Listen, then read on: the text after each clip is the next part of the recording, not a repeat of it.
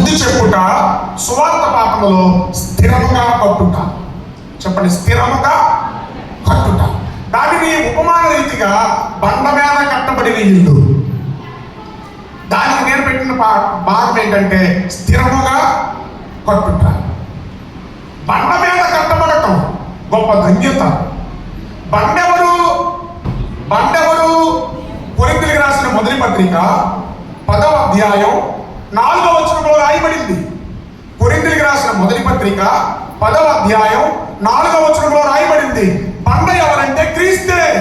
చెప్పండి, బండ క్రీస్తే. ఓకే, ఇప్పుడు ఇక్కడ ఇంకొక ప్రశ్న రావాలి మనకి. బండ క్రీస్తే, మరి పునాది ఎవరు? వెరీ గుడ్, చూద్దాం ఆ మాట కూడా. బండ క్రీస్తే చూసాం. ఇప్పుడు పునాది ఎవరో చూద్దాం. 3వ అధ్యాయం అదే పత్రిక, కొరింథీయులకు రాసిన మొదటి పత్రిక 3వ అధ్యాయం 11వ వచనము చదువుతాయి. ఈ పునాది యేసు క్రీస్తే. ఆమేన్ చెప్పండి. బండ క్రీస్తే. చెప్పండి, పునాది క్రీస్తే. ఇప్పుడు నా వైపు చూడండి. మనము ఇల్లు కట్టాలంటే మొదట చేసే పని ఏంటి? చెప్పండి, ఏం చేస్తాం? గుమ్ము తీస్తాం. గుమ్ము తీసిన తర్వాత ఏం పెడతాం?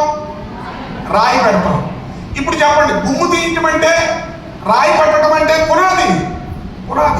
అంటే ఆ రాయి, ఆ బండ క్రీస్తే, ఆ పునాది క్రీస్తే. బండ క్రీస్తే, పునాది క్రీస్తే. పౌలు భక్తుడు కొరింథు సంఘానికి ఉత్తరం రాస్తూ మొదటి పత్రికలో ఈ మాటలు చాలా స్పష్టంగా తెలియపరిచాడు.